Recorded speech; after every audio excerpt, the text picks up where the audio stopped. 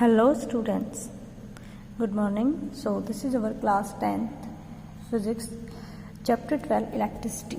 This is chapter 12. ठीक है, तो चैप्टर 12 इलेक्ट्रिसिटी के आज हम डिस्कस करेंगे बेटा कुछ प्रीवियस ईयर इंपॉर्टेंट क्वेश्चंस. ठीक है, प्रीवियस इंपॉर्टेंट क्वेश्चंस हम डिस्कस करेंगे. This is our part 1. ठीक है, प्रीवियस ईयर इंपॉर्टेंट क्वेश्चन करेंगे. तो क्वेश्चन नंबर 1 है बेटा आपका, a particle has million excess of electron. ठीक है, एक पार्टिकल है, उसके पास काफ़ी ज़्यादा इलेक्ट्रॉन है. तो आपको बताना what is the net charge on the particle. ठीक है, पार्टिकल पे नेट चार्ज कितना है, पॉजिटिव और नेगेटिव. जो नेट चार्ज होगा वो पॉजिटिव होगा या नेगेटिव होगा, ये भी आपको बताना है. ठीक है, सो देखिए बेटा, क्योंकि पार्टिकल के पास क्या है, एक्सेस इलेक्ट्रॉन है. ठीक है, किसी भी पार्टिकल की जब हम बात करते हैं तो उस पर दो ही चार्ज होते हैं, पॉजिटिव और नेगेटिव. ठीक है, तो इसने खुद ही बताया है कि पार्टिकल के पास मिलियन एक्सेस ऑफ इलेक्ट्रॉन है, तो उस पर नेट चार्ज कितना हो जाएगा बेटा. ठीक है, सिर्फ आपको कंफ्यूज करने के लिए था, तो नेट चार्ज इस पर हो जाएगा आपका नेगेटिव. ठीक है, सिर्फ क्वेश्चन को घुमा रखा था, सिर्फ आपको कंफ्यूज करने के लिए दिया हुआ था, तो इस तरीके से इसका आंसर क्या हो जाएगा, नेगेटिव. ठीक है, ये क्वेश्चन आपका आया था 2015 में. ओके, इसके बाद हम बात करते हैं. ठीक है, so a wire of resistance 4 ohm. ठीक है, क्या है बेटा, a wire of resistance 4 ohm. एक वायर है जिसका रेजिस्टेंस 4 ओम है, is bent to form a circle. ठीक है, उसको बेंड कर दिया और एक सर्कल बना दिया. ठीक है, what is resistance between two diametrically opposite ends. ठीक है, क्या पूछा गया, what is resistance, what is resistance between two diametrically opposite ends.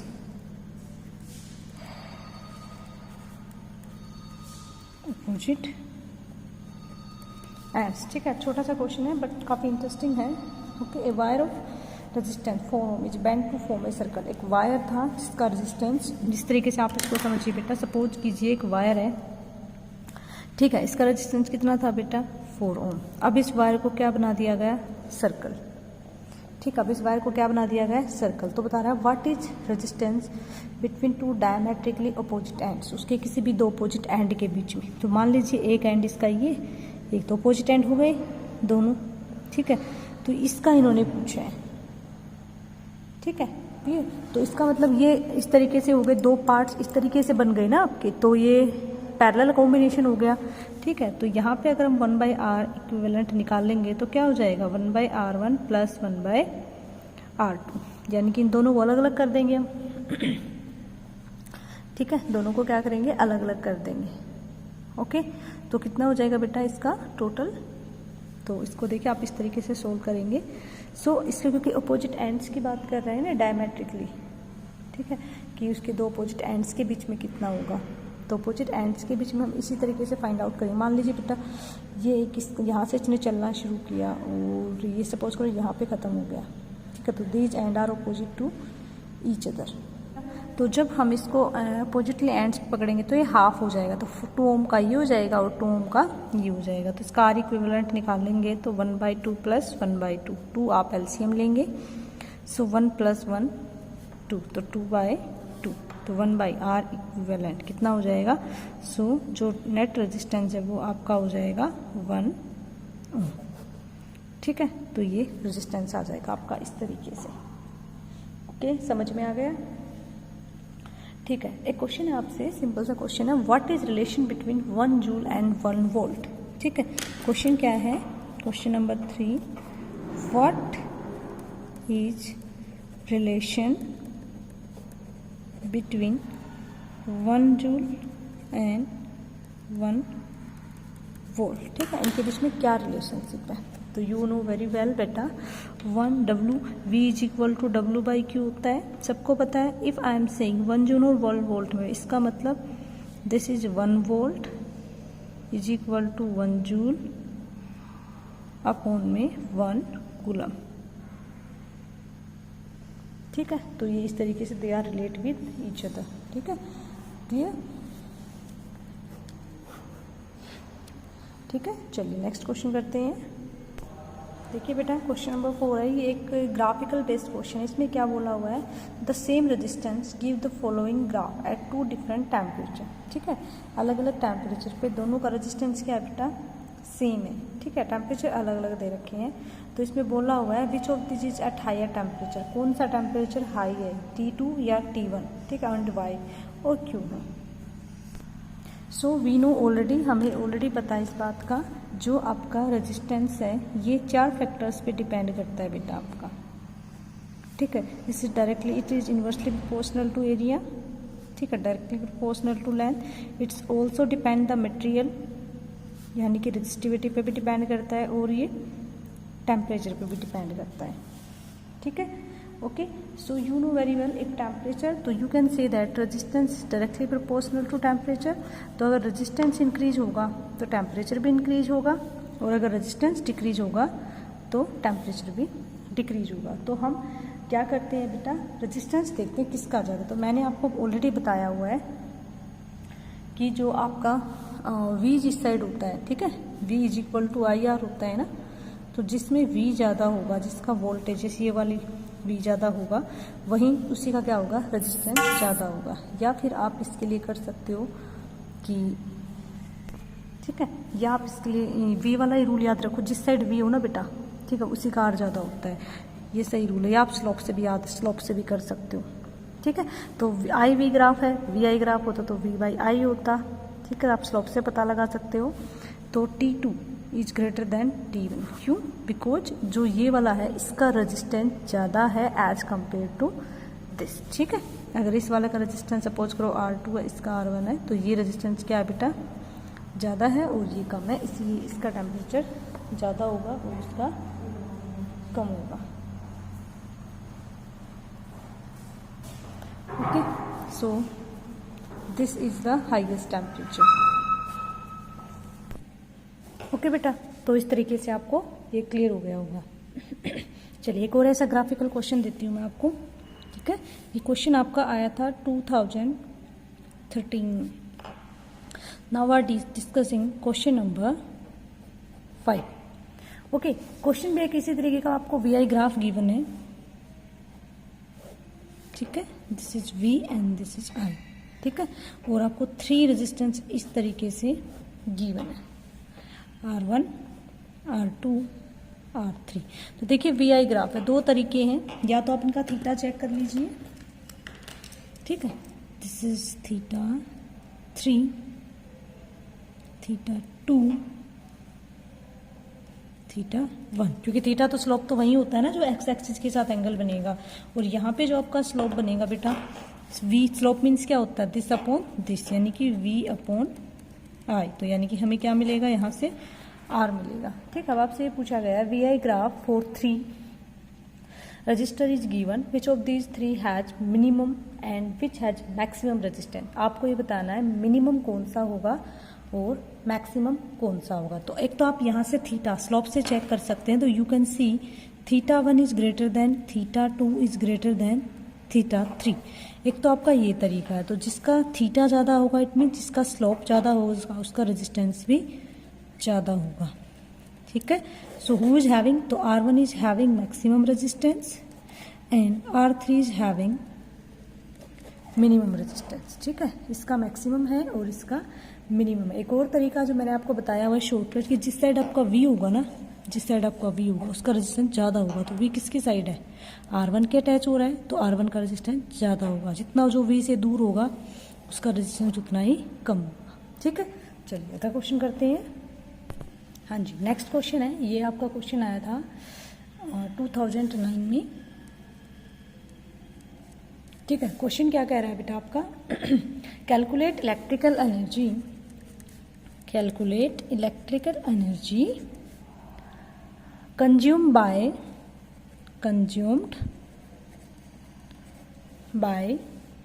a 1200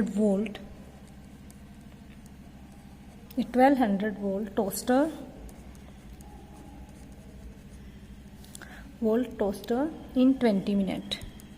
okay, so this is the question. इसको आप पहले खुद से भी ट्राई कीजिएगा बच्चे, मैं भी आपको कराऊंगी। 2009 में आया हुआ ये क्वेश्चन सीबीएसई में।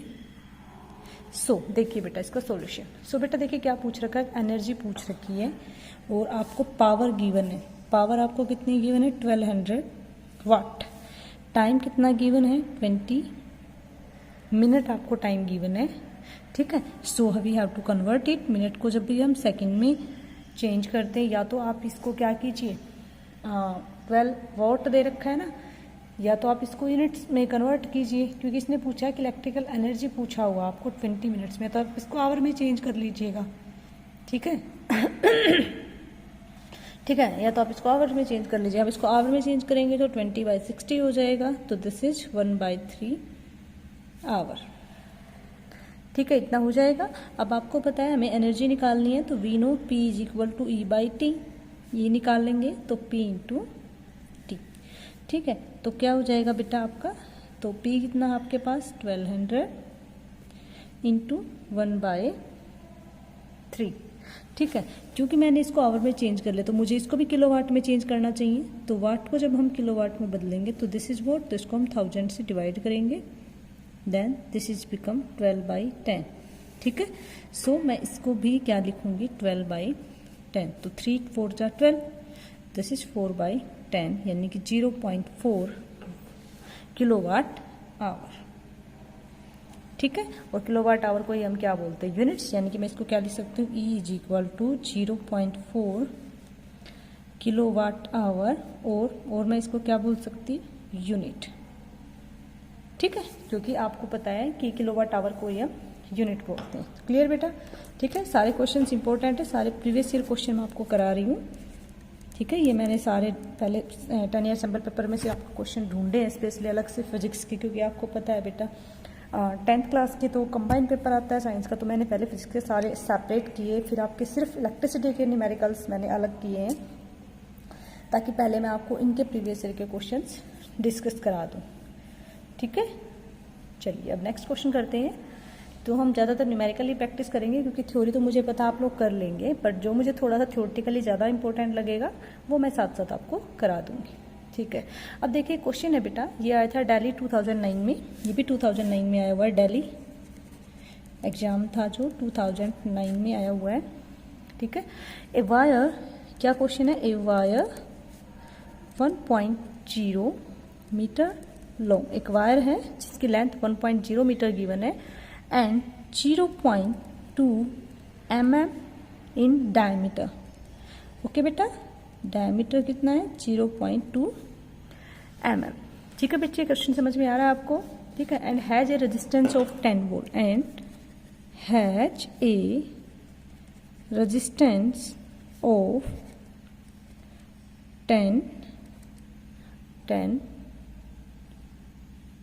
10 ओम होता है बेटा रेजिस्टेंस, तो इसमें क्वेश्चन में मिसप्रिंटिंग आई थिंक, ये just a second I see it, yes बेटा ये मिसप्रिंटिंग है, 10 ओम आएगा रेजिस्टेंस, ओके। तो आपको कैलकुलेट करना है रेजिस्टेंस टी, ठीक है। क्या कैलकुलेट करना है, कैलकुलेट रेजिस्टिविटी, वो कैलकुलेट करनी है। तो यू नो द फॉर्मूला, सभी बच्चों को काफ़ी अच्छे से कराया हुआ है मैंने, और ये तो आपका फेवरेट चैप्टर है ना, R is equal to rho L/A, तो ये हमें फाइंड आउट करनी है। तो यहाँ से देखिए जब हम रो करेंगे तो क्या हो जाएगा, ये इधर चला जाएगा, तो RA/L, ठीक है। तो सबकी वैल्यू पुट करेंगे। अब देखिए बेटा पहले हम क्या करेंगे, यहाँ पे देखिए इधर आप सबसे पहले क्या क्या आपको गिवन है, तो लेंथ कितनी है 1.0 मीटर, ठीक है। तो बेटा ये मीटर में गिवन है, और डायमीटर कितना है 0.2 मिलीमीटर, ठीक है, ओके।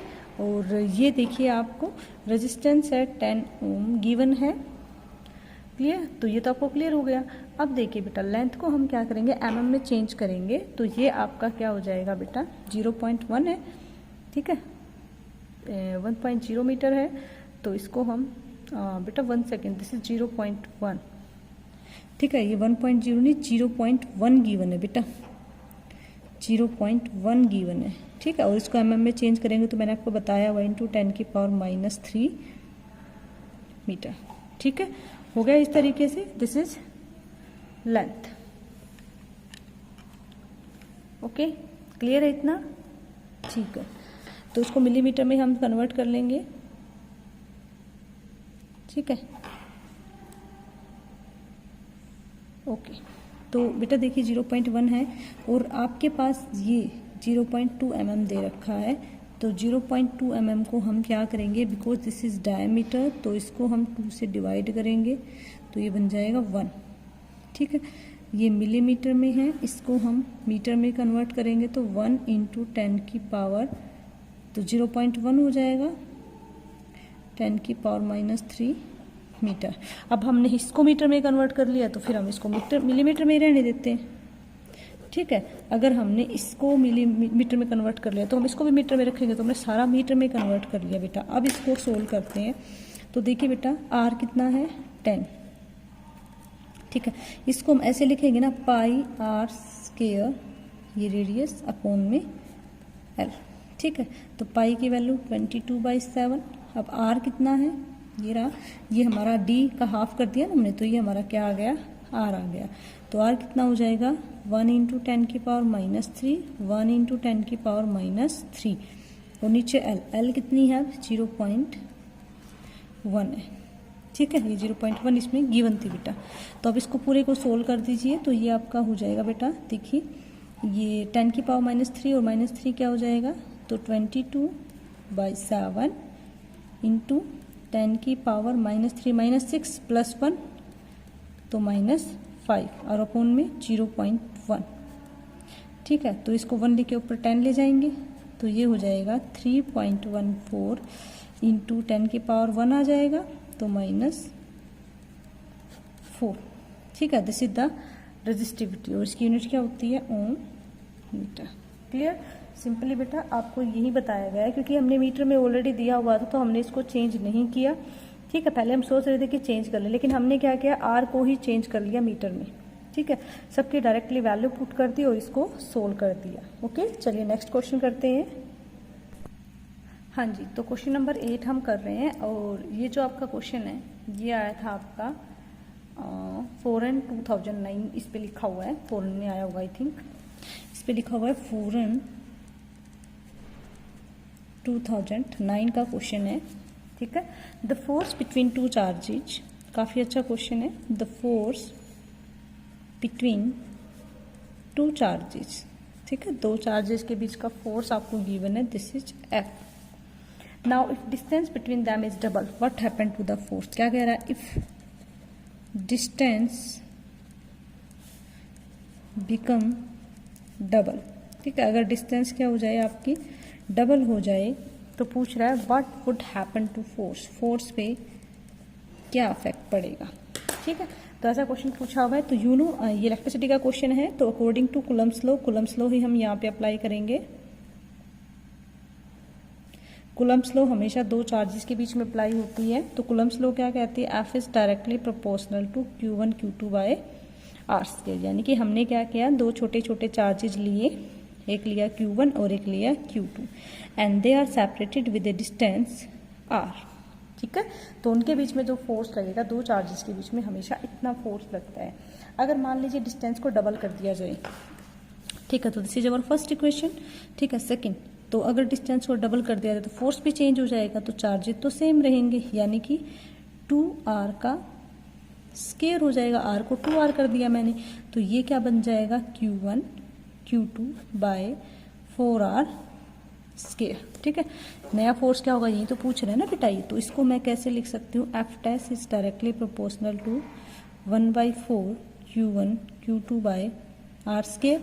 और ये देखिए जो ये टर्म है, ये क्या हमारी ये इक्वेशन नहीं है, तो मैं यहाँ पे F पुट कर दूँ, तो ये क्या हो जाएगा, F is directly proportional to 1/4 F, यानी कि जो न्यू फोर्स है वो क्या हो जाएगा, 1/4 टाइम्स हो जाएगा। ठीक है, so if distance become double, अगर डिस्टेंस क्या हो जाएगी, डबल हो जाएगी, तो फोर्स क्या हो जाएगा आपका, 1/4 हो जाएगा। क्या हो जाएगा, 1। ठीक है, डायरेक्टली आपसे कई बार जो क्वेश्चन पूछ लिए जाते हैं, तो आपको एक बात ध्यान रखनी है, जो फोर्स है वो इन्वर्सली प्रोपोर्शनल तो होता है इनकी डिस्टेंस के, और डायरेक्टली प्रोपोर्शनल होता है चार्जेस की। ठीक है, इस तरीके से देखिए क्वेश्चन आप। ओके, क्लियर है। चलिए नेक्स्ट क्वेश्चन करते हैं। हाँ जी, क्वेश्चन क्या कह रहा है आपकी बात, ये आपका क्वेश्चन है 2006 का, ठीक है, दिल्ली में। और क्वेश्चन क्या कह रहा है, calculate force between an electron, calculate force between an electron and alpha particle, and alpha particle. थोड़े से एडवांस लेवल के क्वेश्चन है बेटा, ठीक है। Separated by 1 micrometre, separated by 1 micrometre, ठीक है। तो आपको फोर्स फाइंड आउट करना है। सबसे पहले हम देखते हैं कि हमें क्या कुछ गिवन है, उसी के हिसाब से तो आप इसको सोल्व करेंगे। सो देखिए आपके पास इलेक्ट्रॉन है, तो इलेक्ट्रॉन का चार्ज सभी बच्चों को पता है कितना होता है, -1.6 इंटू 10⁻⁻19 कूलम। और बेटा अल्फा पार्टिकल जो होता है आपके लिए थोड़ा सा नया है, this is approximate equal to helium, ठीक है। तो हीलियम का 2 क्या होता है, एटॉमिक नंबर, और 4 क्या होता है उसका मास नंबर, यानी कि आप अल्फा पार्टिकल को बोल सकते हैं +2e, ठीक है। तो इसको हम क्या लिखेंगे, 2 इंटू 1.6 इंटू 10⁻⁻19, ठीक है। तो ये हमारे पास क्या हो जाएगा, 3.2 इंटू 10⁻⁻19 कूलम। तो this is the alpha particle charge, ठीक है। और आर कितना गिवन है, 1 माइक्रोमीटर। 1 माइक्रोमीटर को चेंज करते हैं तो 1 इंटू 10⁻⁻6 मीटर। तो हमारे पास दोनों चार्जेस की वैल्यू आ गई है। इस तरीके से देखिए, this is electron and this is alpha, और उनके बीच की ये आर डिस्टेंस गिवन है, ठीक है। तो चलिए फॉर्मूला लगा देते हैं। फॉर्मूला क्या कहता है, F is directly proportional to Q1 Q2 by r square. हमेशा इसको हटाने के लिए हमें कांस्टेंट यूज करते हैं, K Q1 Q2 by r square, ठीक है। ये क्या है, इलेक्ट्रोस्टैटिक कांस्टेंट, और इसकी एक फिक्स वैल्यू होती है बेटा, जो मैं अभी यूज करने वाली हूँ। ये होता है 9 इंटू 10⁹, इस K की वैल्यू होती है बेटा ये, ठीक है।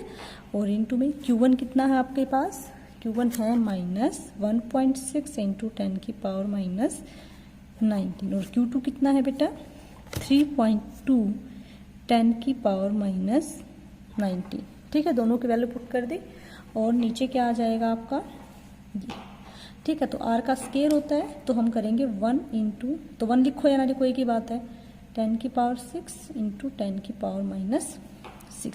तो जब भी हम इस तरीके का क्वेश्चन सोल्व करते हैं बेटा, तो सबसे पहले हम पावर्स को हटाने की कोशिश करते हैं, सिंपली पावर्स को देखते हैं। सो इसको आप सीधा रखिए, 9 इंटू माइनस को साथ साथ लगाते रहिए, ठीक है।